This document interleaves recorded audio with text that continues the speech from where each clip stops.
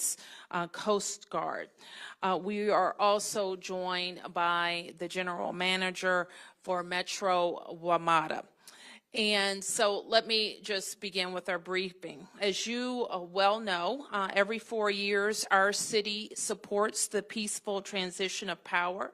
We are proud of that responsibility and grateful to our federal partners, local agencies, and community members who work together to ensure a safe event. We are here today to discuss preparations for the upcoming 60th presidential inauguration. And the Secret Service, while the Secret Service is leading the security effort, the district is working closely with the Secret Service and other federal partners. I want to recognize all of the teams for their work around the 2 national special security events of last week, including the certification of electoral votes on January 6th, as well as President Carter's funeral. So in addition to the public safety personnel who ensured the seamless processions through our city and that the nation's work was done, I want to acknowledge our other great team at the Department of Public Works and the Department of Transportation who ensured that the snow was cleared and the city was safe. For residents and businesses, most of the impact of the inauguration will be felt in the area directly around the National Mall, the United States Capitol, the Convention Center, and around Union Station. So if you live, work, or need to travel through those areas that are shown on the map, in this coming week and weekend, make sure to plan ahead and give yourself extra time. We also encourage people to use public transportation instead of driving. To help plan for Inauguration Week, we've activated 2 resources, so please use them. Our official website is inauguration.dc.gov, inauguration.dc.gov, which provides essential information for residents, businesses, and visitors, and a free text service. The residents and visitors should text DC Inaug, that's DCINAUG,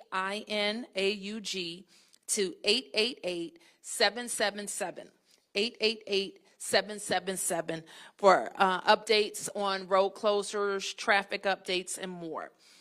In addition to this, we also know that we're expecting very cold temperatures throughout this period.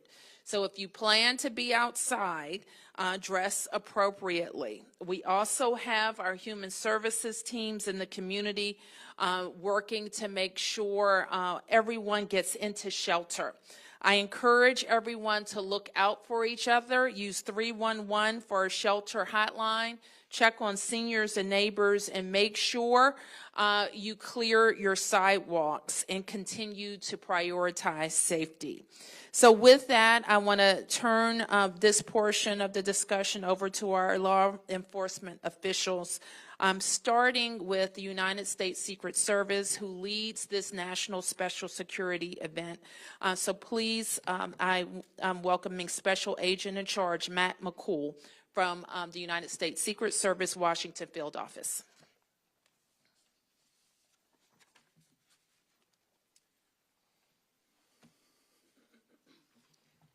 Thank you, Mayor Bowser, for your introduction.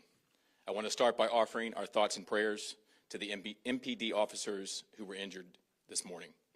I'd like to thank Chief Manger in the Capitol Police, Assistant Director in Charge David Sundberg in the FBI Field Office, Chief Smith in the Metropolitan Police Department, WMATA's General Manager and CEO Randy Clark in the Metro Transit Police, Chief Taylor in the U.S. Park Police, Major General Andoni in the D.C. National Guard, United States Army Major General Breeding Camp in the Joint Task Force National Capital Region, and all of our outstanding partners in the NCR. Lastly, I want to thank the men and women of the Secret Service's Washington Field Office who have been relentless in their mission to protect our democracy. Many in this group were together just 10 days ago to discuss the operational security plans for the 2025 counting and certification of electoral votes and the state funeral of former President Carter.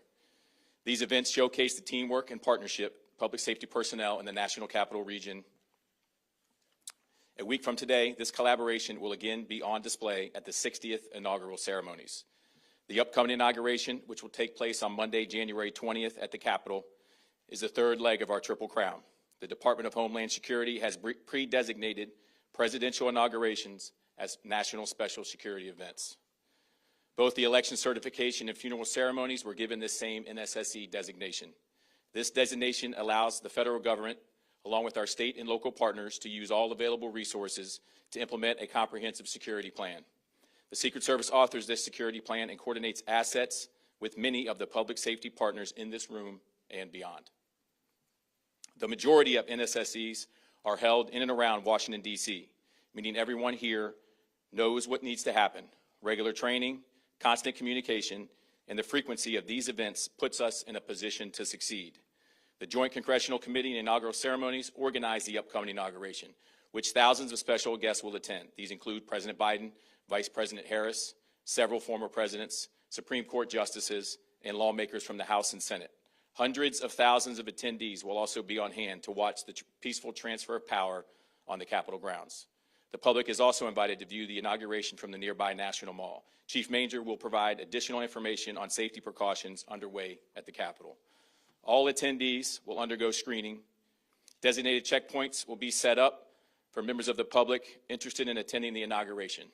A map of the perimeter showing the locations of all checkpoints will be available online at www.inauguration.dc.gov.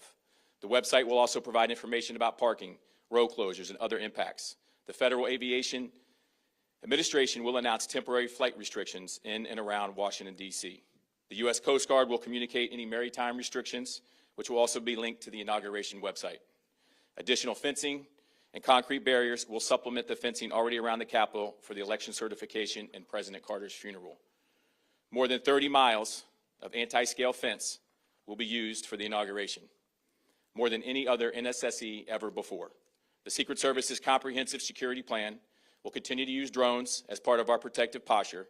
Do not be alarmed if you see these assets during the inauguration or in training in the days ahead. The Secret Service will bring agents and other specialists from field offices across the country to provide a full slate of visible and invisible security measures. We work side by side with our partners throughout the process as everyone plays an equal part in safeguarding this event. As evidence of this cooperation, consider the more than 1,500 annual protective visits the Secret Service Washington Field Office conducts with our MPD partners. It is also worth recognizing the historic nature of 3 NSSEs over 14 days.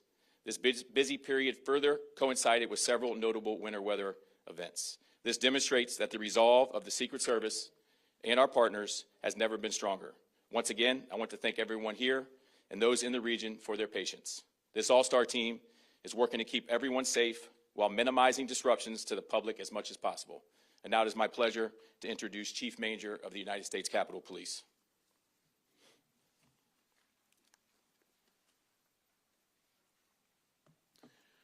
Thank you, Matt. With the inauguration coming up next Monday, many of the security enhancements that went up around the Capitol for January 6th and for President Carter lying in state have remained in effect. And as you heard from Special Agent McCool, the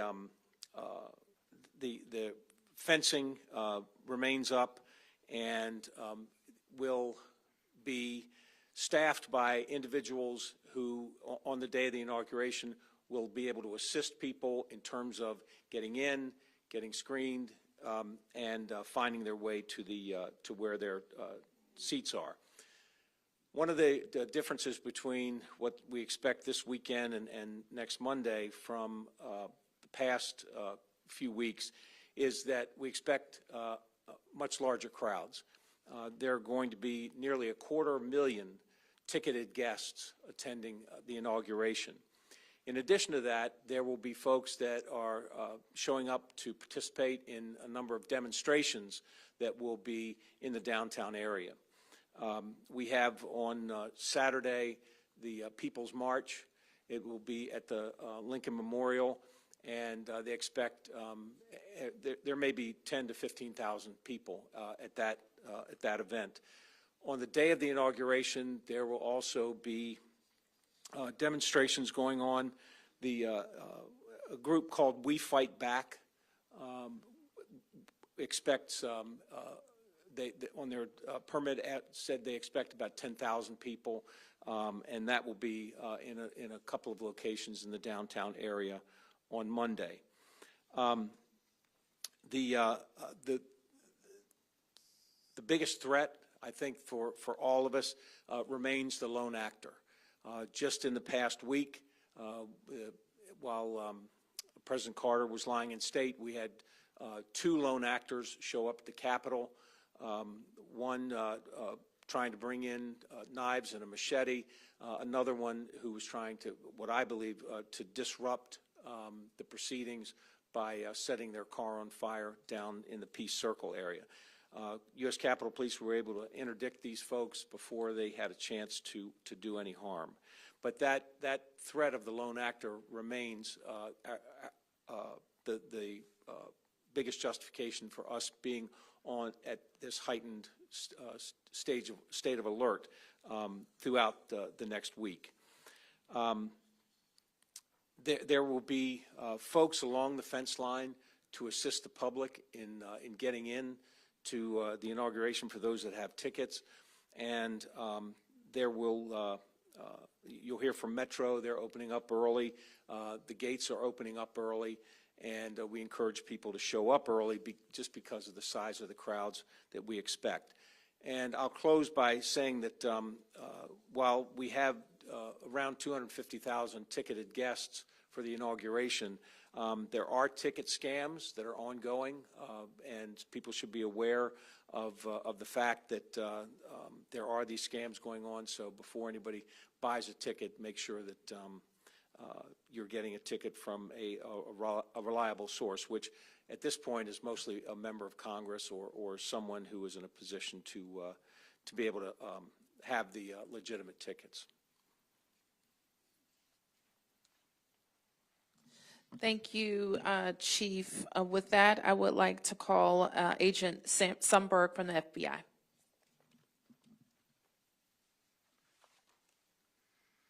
Thank you, Madam Mayor. Good morning. I'm Dave Sundberg, Assistant Director in charge of the FBI's Washington Field Office, and I appreciate this opportunity to be here today to discuss the FBI's partnership with both federal and local agencies to prepare for the 60th presidential inauguration. For this event, the FBI has lead federal law enforcement responsibility for crisis management, counterterrorism, and intelligence analysis. For the inauguration, the FBI will operate two command posts, one at the Washington Field Office and one at FBI headquarters. These command posts serve as central hubs for employees to analyze intelligence, assess potential threats, coordinate investigations, and surge resources as needed. They will be running throughout the NSSE period. We are not currently tracking any specific or credible threats to the inaugural ceremony or to the Capitol complex. We will continue to work closely with our partners to share information and identify and disrupt any threats that may emerge. As always, we remind the public to remain vigilant and report suspicious activity to law enforcement. We look forward to working with our partners to ensure that these events are held safely. It's my pleasure to introduce Metropolitan Police Department Chief Pamela Smith.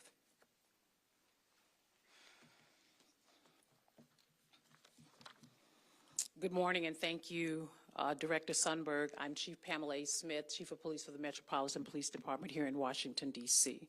Allow me to begin by just sharing just a few comments about the tragic incident that occurred this morning with our three officers. I'm happy to say that they are doing okay. It's such an unfortunate incident when officers are responding to a particular location based on a call, and this kind of incident ensues. Thank you to those agencies and department heads who have reached out.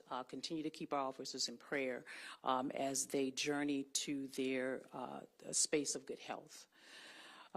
to talk a little bit about the National Special Security event with the 2025 presidential inauguration. What I will say is that there are no law enforcement agencies that are more unified than those trusted with securing the presidential inauguration.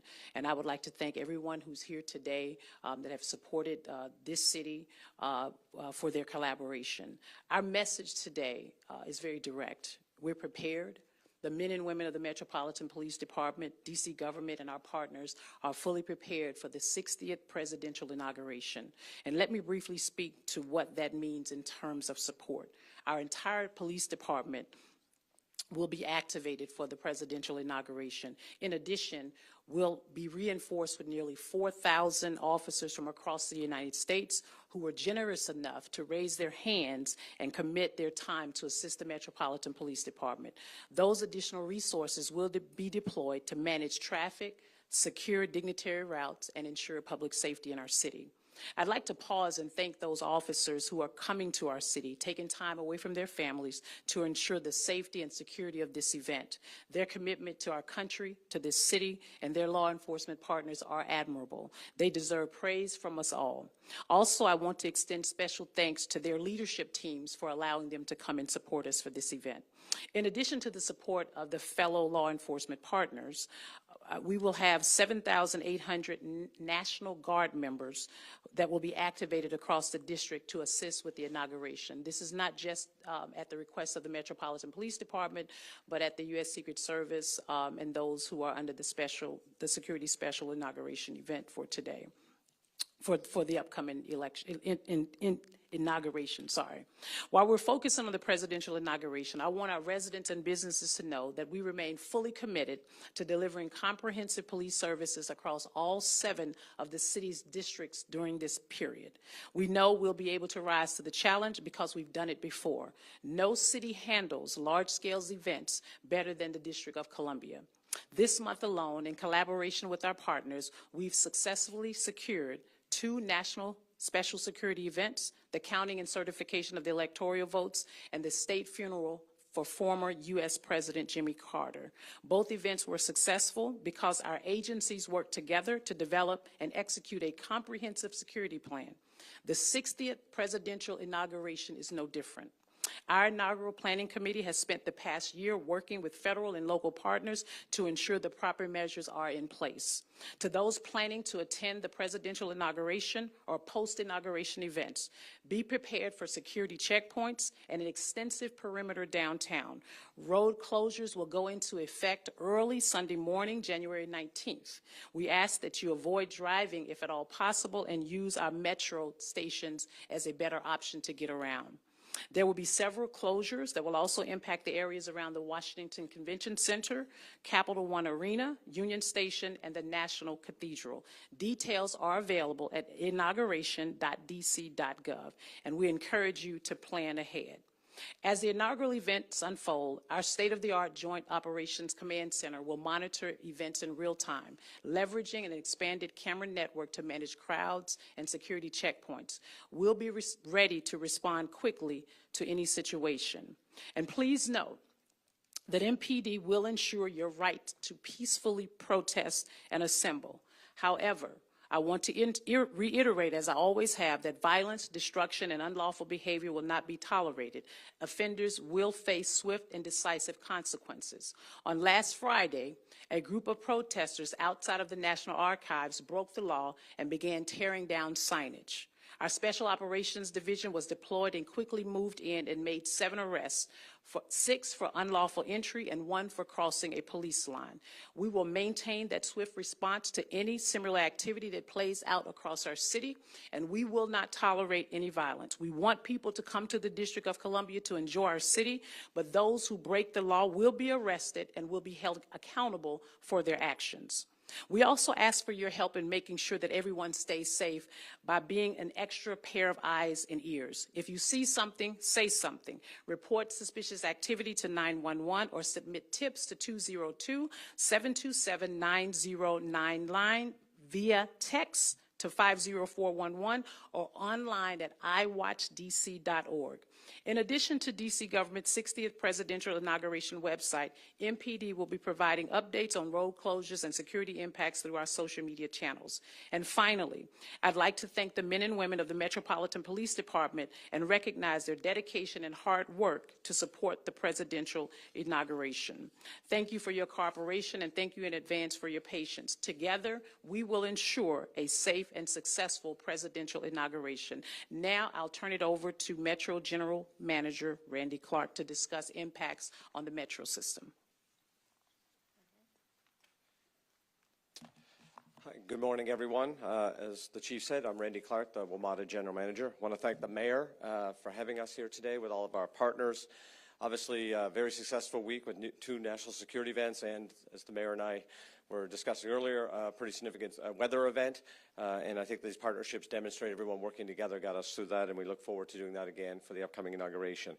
I'm going to take a moment and go through generally some pretty significant service impacts, because I think that's going to be the most impactful for people visiting the inauguration and local residents. But just highlighting, you know, this is again not Metro's first inauguration, just like all the agencies up here. Our Transit Police Department is led by Chief Anzalo. This will actually be his 10th inauguration, working both for DC, MPD, and now us. We feel very confident with the measures we put in place, a lot of preparedness. We have 15 other law enforcement transit police agencies around the country, similar to as Chief Smith mentioned, to come in and supplement our workforce. We also have our National Guard partners, which we very much appreciate, and TSA. So probably throughout the Metro system, we'll have over 900 security uniform personnel to keep people safe. They'll be walking trains, they'll be in platforms, bus areas. The whole idea is to get ahead of something, see something, say something, lots of uniform personnel to keep people safe.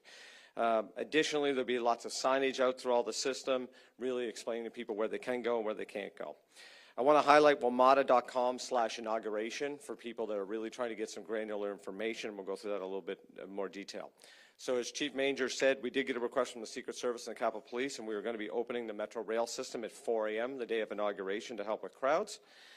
We will have increased service throughout the day as well. On the red line, we expect 4-minute frequency all day long, 8 minutes on all the other lines, and the yellow line we're going to extend to Greenbelt, so we can really connect Virginia, Maryland, and D.C. all together on those lines. There are some significant station closures, though, at the request of Secret Service as well. McPherson Square Station, Federal Triangle, and Smithsonian, those are on the blue, orange, and silver lines. They will all be closed. The green, yellow lines, we're going to have Mount Vernon Square and Archive stations closed. Now, we are going to run service through those stations. That just means people will not be able to enter or exit those stations. We will be running trains through those stations. There are some additional station closures and entrance closures at other times, specifically Farragut West. Half the station will be open, but we will have entrance open. At Metro Center, the same thing. Gallery Place, Judiciary Square, and then Union Station. So there's obviously other events outside of inauguration going on. Again, WMATA.com/inauguration for those specific things. We'll also be posting everything on social media, and we encourage people to follow Metro Pulse. So significant amount of rail impact throughout the multi-day process. We also have 41 bus detours throughout the whole downtown area. I think it's fair to say if you have to go downtown, like the Mayor said, please prepare and try to find alternatives as best as you possibly can. A couple other quick highlights we're going to do. We encourage people to pay with either a Smart Trip card or on your phone. You could just tap your Apple Pay and go. The other thing is we are coming out with our inaugural commemorative Smart Trip card with President Trump on it. It's going to be available at 16 stations, and I believe we're posting those at stations on January 15th. Lastly, I just want to thank all the Metro staff, just like every other leader up here. This is an incredible partnership. I've been in multiple cities dealing with a lot of events. There is nothing better than how it's done here in the National Capital Region. But the men and women at Metro have been working nonstop for over a week, dealing with 2 snow events, 2 national security events, and just running regular service. So just want to take a moment and recognize all their hard work, and thank you. Thank you, Mayor. Thank you. I also want to recognize that I've been joined by the city administrator for the district, Kevin Donahue, the director of DC Homeland Security, Clint Osborne, and the deputy mayor for public safety and justice, Lindsay Apia. So with that, we'll take a few questions. Yes, please introduce yourself. And I think you have a microphone coming.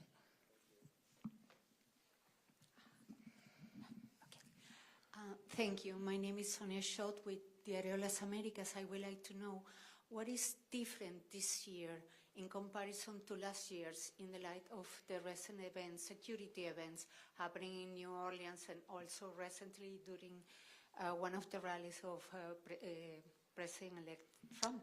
Let me ask Agent McCool to address that. So I would say what's different is we are in a higher threat environment. Yeah. Yep, given the events. In comparison to last year's, what is the difference in comparison to the last inauguration or previous inauguration? Last inauguration. Yeah. I would say we have a slightly more robust security plan. We've been planning for this event for 12 months, along with our partners. It's an ever-changing threat environment, and so we stay flexible. If we see that, hey, we need to shore this particular checkpoint up, we do that. So what's different? We've learned. This is our 5th NSSE this year in the Washington field office. We've done 83 NSSEs. Each one we take a look at, and if there's areas where we need to improve, we do it. But what I can tell you is that we are 100% confident in the plan that we have put in place for this inauguration, that the public and our protectees will be safe. And can you give a number of people who are going to be put in place in order to law enforcement agents also? So there'll be approximately 25,000 law enforcement and military personnel on site to secure the event. Yes. Thank you very much. Gabriella Border with Reuters. Do you have an estimate on how many people are going to be coming into town between Saturday's demonstration and Monday's inauguration? And do you have any idea how many residents are going to be leaving town during that period? I don't know how many residents are going to be leaving town. It is a holiday weekend, so I would expect that it will be similar numbers of personal travel on that weekend. So let me just ask the chief to speak to any other estimates from the permits that we have on hand. And Chief Manger spoke to a number that he's aware of ticketed event totals. But beyond that, we don't get in the business of estimating how many people. We look at the data that we have for people who have tickets and the like. So, Chief.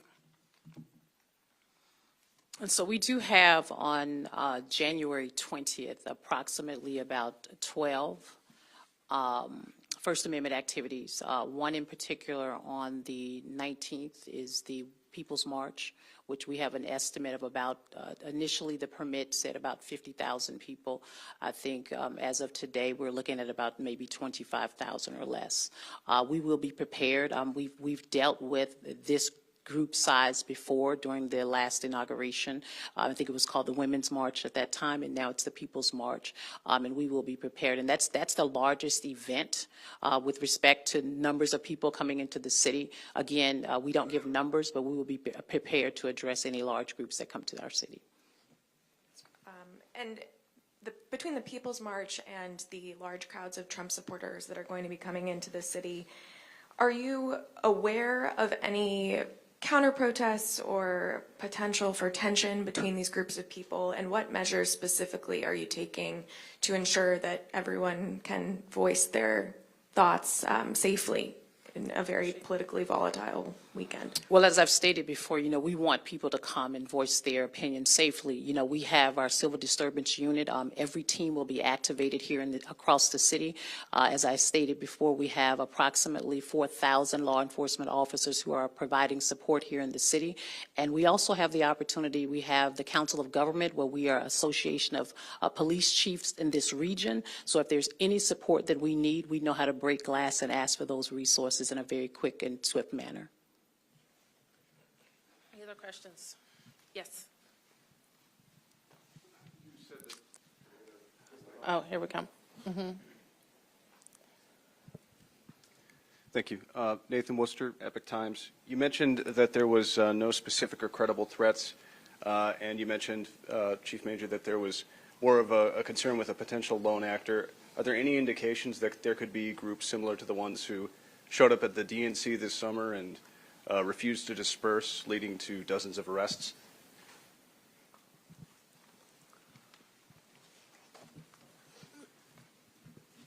We're prepared for any of that. One of the precautions we've taken is the security fence around the Capitol complex, and we're hopeful that that'll keep any of the protests from getting too close to the Capitol. And we have adequate resources in terms of assistance with other law enforcement agencies on Capitol grounds to quell any disturbances if they start. So there are no indications of those similar groups so far? None. There's no. We have no intelligence to that effect. Yes. Good morning. I have a couple of questions. My first question is for the law enforcement personnel, particularly those who are going to be closest to the ground. How do you mitigate Fourth Amendment violations, throughout this entire endeavor?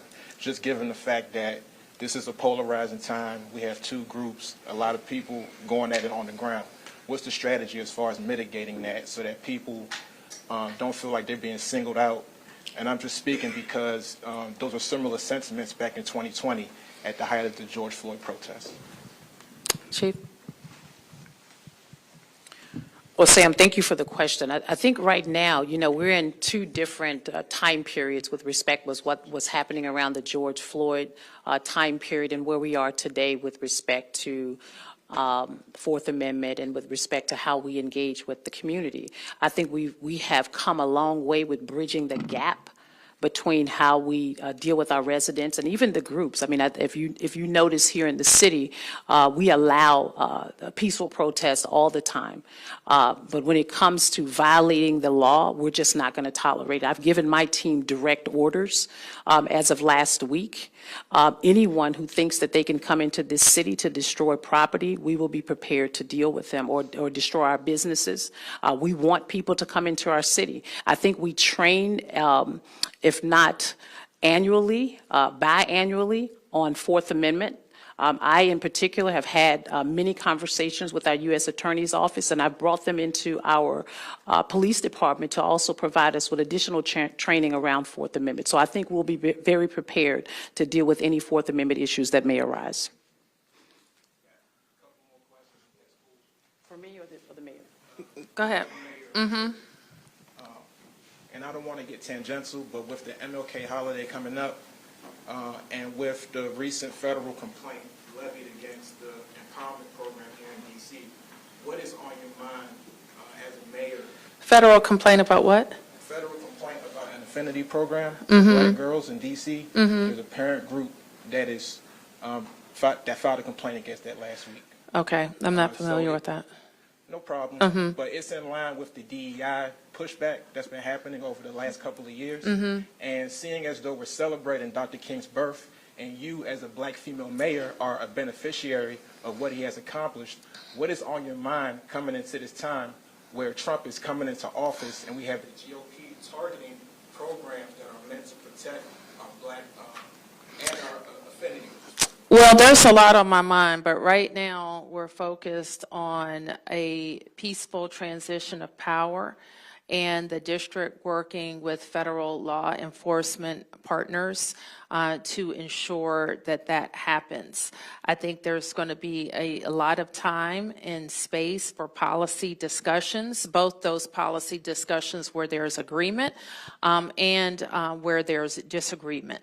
Obviously, in Washington, D.C., we embrace our values that that make us a strong and diverse city. Who else has questions? Yes. Hold on. That was the last question. Next question. Next question. Two questions. First for the chief. I know you mentioned other agencies coming in to help.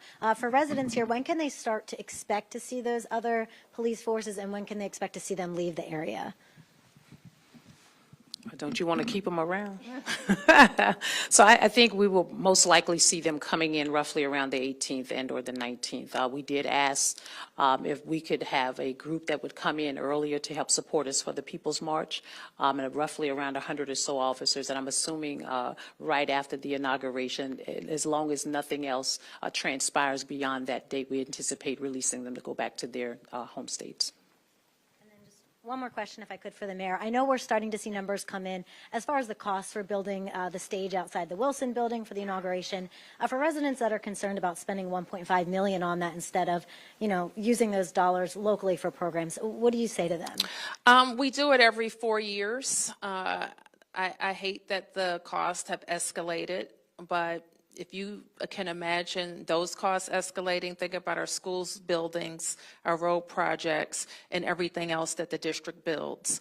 And then you'll understand some of the pressures we have with our capital budget. So things are more expensive, and I think people recognize that as the host city, and the importance of us having our building on Pennsylvania Avenue and being the only jurisdiction that can participate in that way is powerful.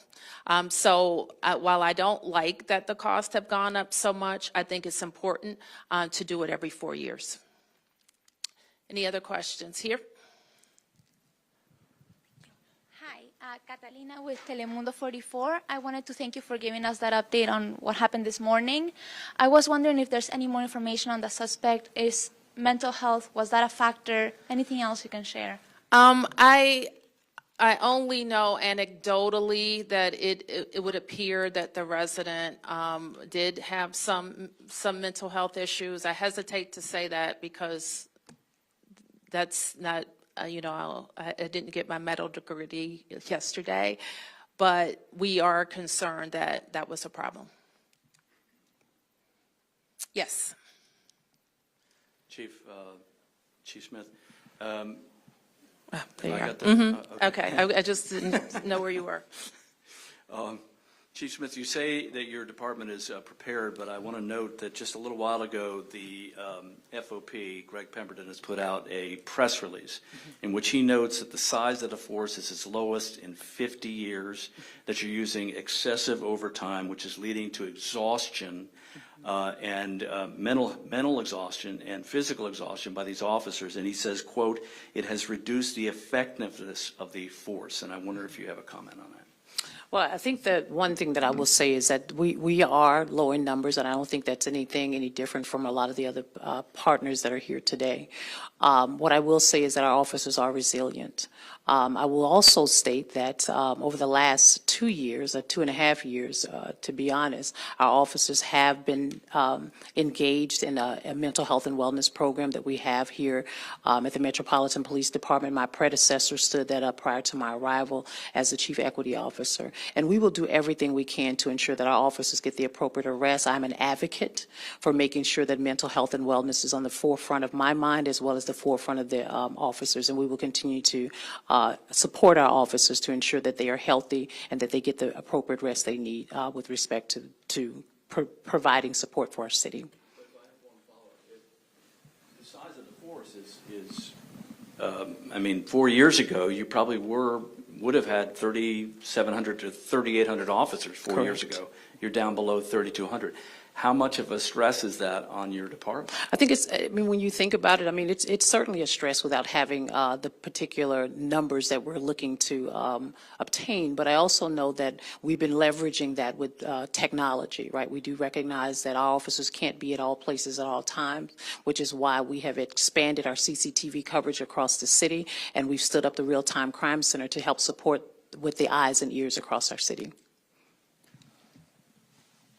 So this would be a good time to mention to all the young people looking at how you can serve your country. MPD is hiring, as is, I think, every agency here. So law enforcement is a great career. So think about serving your nation's capital in some way.